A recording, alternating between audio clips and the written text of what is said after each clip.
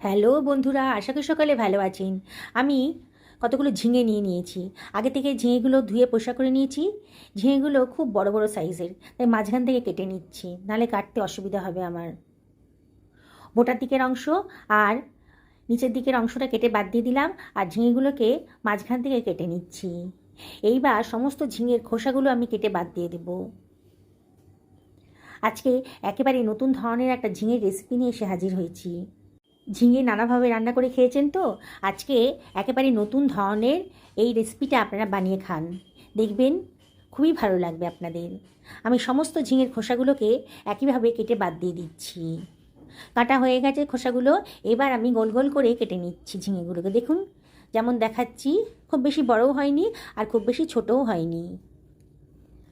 সমস্ত ঝিঙেগুলোকে আমি এইভাবেই কেটে নেব।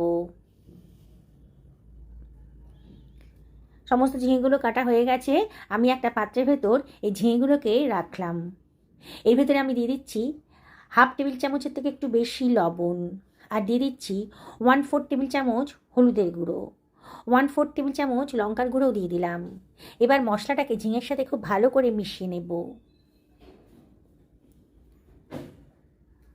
ঝিঙের এই রেসিপিটা অনেকের কাছেই অজানা, আমি গ্যারেন্টি দিয়ে বলতে পারি। একবার যদি বানিয়ে খান না, বারে বারে কিন্তু আপনাদের এটা বানিয়ে খেতে ইচ্ছে করবে, এতটাই টেস্টি। আমি দুখানা মাঝারি সাইজের পেঁয়াজ নিয়ে নিয়েছি। পেঁয়াজের খোসাগুলো কেটে বাদ দিয়ে দেব। আমি যে পরিমাণ ঝিঙে নিয়েছি তাতে দুখানা পেঁয়াজই যথেষ্ট। এবার পেঁয়াজগুলোকে আমি একটু রাফলি কেটে নিচ্ছি। কাটা হয়ে গেছে। একটা মিক্সার গ্রাইন্ডার নিয়ে নিয়েছি। এই গ্রাইন্ডারের ভেতরে আমি পেঁয়াজটাকে দিয়ে দিচ্ছি। এর ভিতরে আমি দিয়ে দিচ্ছি কতগুলো রসুনের কোয়া, আর দিয়ে দিলাম 1 ইঞ্চি পরিমাণ আদা কুচিয়ে রেখেছিলাম, দিয়ে দিলাম দুখানা লাল রঙের কাঁচা লঙ্কাও দিয়ে দিলাম, দারুণ সুন্দর একটা ফ্লেভার আসবে। দেখুন মশলার পেস্টটা তৈরি করা হয়ে গেছে, সরিয়ে রাখলাম। একটা কড়াই গরম করতে দিয়ে দিয়েছি। কড়াইয়ের ভেতরে আমি দিয়ে দিলাম 1 টেবিল চামচ মতো তেল। তেলটা যখন গরম হয়ে গেছে 1/4 টেবিল চামচ গোটা জিরে দিয়ে দিলাম। জিরেটা যখন একটু ফ্রাই হয়ে গেছে তখন গোটা গরম মশলা দিয়ে দিলাম, দারচিনি লবঙ্গ আর ছোটো এলাচের মাথাটা একটু ফাটিয়ে দিয়ে দিলাম, আর দিয়ে দিলাম কতগুলো তেজপাতা। লো ফ্লেমে এটাকে একটু ফ্রাই করে নেব। যখন সুন্দর একটা গন্ধ বেরোতে শুরু করেছে তখনই বোঝা যাবে যে মশলাটা ভাজা হয়ে গেছে। 30 থেকে 40 সেকেন্ডের ভেতরেই কিন্তু এই গন্ধটা বেরোতে শুরু করবে। দেখবেন যাতে পুড়ে না যায়, অনবরত কিন্তু নাড়তে হবে। এইবারে আমি গ্রাইন্ড করে রাখা পেঁয়াজ রসুন আদাটা দিয়ে দিলাম। গ্রাইন্ডারটা ধুয়ে অল্প জলও এর ভেতরে দিয়ে দিচ্ছি যাতে মশলাটা পুড়ে না যায়। এবার সব কিছু খুব ভালো করে মিশিয়ে নিচ্ছি। গ্যাসের ফ্লেমটা মিডিয়াম টু হাইতে রেখেছি, আর অনবরত কিন্তু নাড়তে হবে।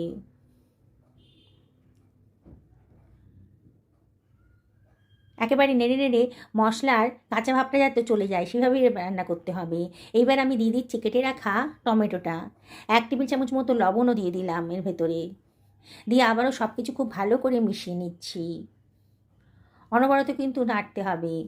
পেঁয়াজ রসুনের কাঁচা ভাবটা যখন চলে গেছে তখন এর ভেতরে দিয়ে দিলাম হাফ টেবিল চামচ মতো হলুদের গুঁড়ো, হাফ টেবিল চামচ ধনের গুঁড়ো দিলাম, হাফ টেবিল চামচ জিরের গুঁড়োও দিয়ে দিলাম, আর দিয়ে দিচ্ছি হাফ টেবিল চামচ লঙ্কার গুঁড়ো। লঙ্কাটা অবশ্যই নিজেদের পছন্দ মতো দেবেন। আর হাফ টেবিল চামচ চিনিও এর ভেতরে দিয়ে দিলাম। চিনিটা অপশনাল, তবে দিলে পরে কিন্তু রান্নার টেস্টটা ভালোই আসবে। সামান্য একটু জলও দিয়ে দিচ্ছি যাতে মশলাটা পুড়ে না যায়। সব কিছু আবারও খুব ভালো করে মিশিয়ে নিচ্ছি।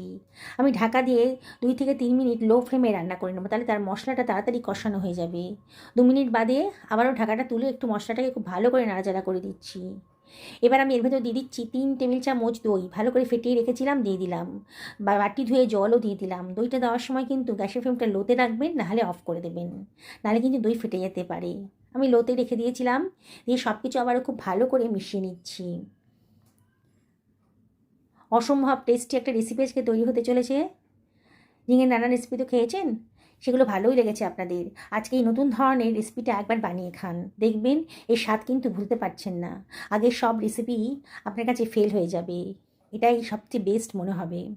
এবার কেটে রাখা কেটে ম্যারিনেট করে রাখা ঝিঙের টুকরোগুলো আমি এর ভেতরে দিয়ে দিচ্ছি। গ্যাসের ফ্লেমটা মিডিয়াম টু হাইতে রেখেছি, আর সব কিছু খুব ভালো করে মিশিয়ে নেব। 1.5 থেকে 2 মিনিট খুব ভালো করে মশলার সাথে ঝিঙেটাকে কষিয়ে নেব। কতগুলো লাল রঙের কাঁচা লঙ্কা দিয়ে দিলাম। ঢাকা দিয়ে 2 থেকে 3 মিনিট হাই ফ্লেমে রান্না করে নেব। 2 মিনিট বাদে ঢাকাটা তুলে দেখুন ঝিঙের গা থেকে কিন্তু অনেকটাই জল বেরিয়েছে। আবার একটু নাড়াচাড়া করে দিচ্ছি। সব কিছু খুব ভালো করে মিশিয়ে নিলাম। এবারে আমি এর ভেতরে দিয়ে দিচ্ছি গরম জল। জলটা এমন করে দেবো যাতে ঝিঙেটা খুব ভালো করে ডুবে যায়। আবারও সব কিছু খুব ভালো করে মিশিয়ে নিচ্ছি।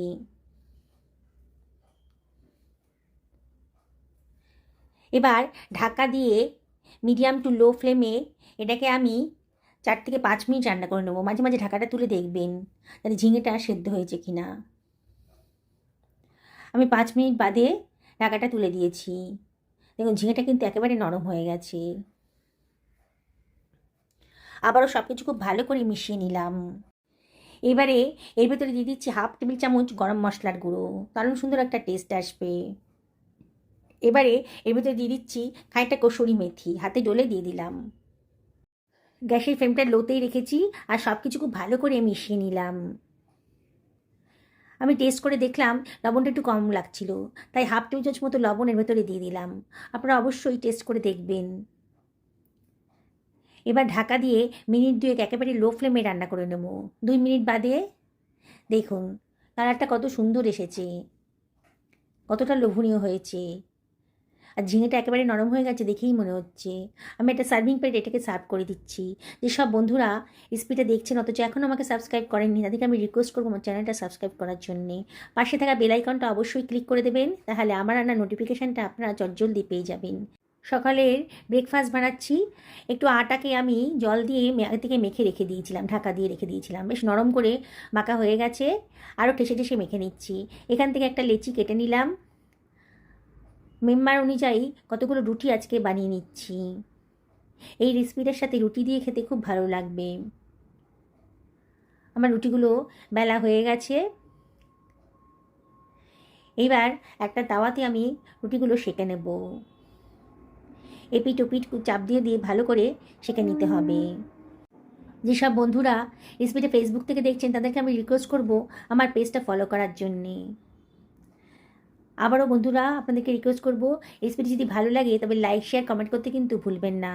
আমি সমস্ত রুটিগুলোকে সেঁকে নিলাম। এবার সার্ভ করার পালা।